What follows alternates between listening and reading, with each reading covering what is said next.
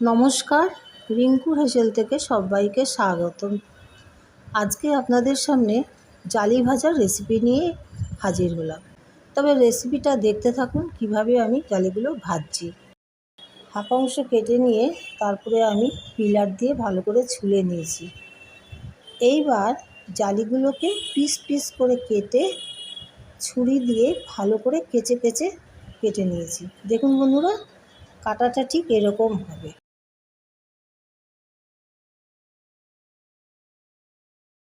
এবার একটা প্যানের মধ্যে পরিমাণ মতন জল দিয়ে তার মধ্যে অল্প একটু নুন দিয়ে ভালো করে ফুটিয়ে নিয়ে জালিগুলোকে এর মধ্যে একটু ভাপিয়ে নেব।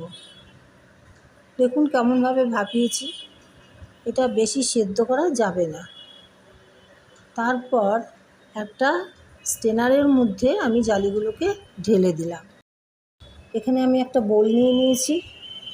বোলের মধ্যে আমি 3 টেবিল চামচ বেসন, 1 টেবিল চামচ কর্নফ্লাওয়ার, 1 টেবিল চামচ সুজি। আমি এখানে চালের গুঁড়োর পরিবর্তে সুজিটা ব্যবহার করেছি। আর এখানে দিয়েছি হাফ টিস্পুন করে হলুদ গুঁড়ো, লঙ্কার গুঁড়ো, জিরের গুঁড়ো, চিনি, স্বাদ অনুসারে নুন। এবার ভালো করে মিশিয়ে নিয়ে অল্প অল্প করে জল দিয়ে ব্যাটারটা তৈরি করে নিলাম। ব্যাটারটা বন্ধুরা বেশি ঘনও হবে না, আবার বেশি পাতলাও হবে না। এবার গ্যাসে একটা প্যান বসিয়ে দিলাম। সেখানে পরিমাণ মতন তেল দিয়ে দিয়েছি। তেলটা যেই গরম হয়ে এসছে তখন জালিগুলোকে আমি একটা একটা করে ব্যাটারে চুবিয়ে তেলে ছেড়ে দেবো।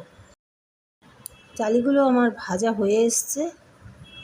দেখুন কত সুন্দর ভাজাটা হয়েছে।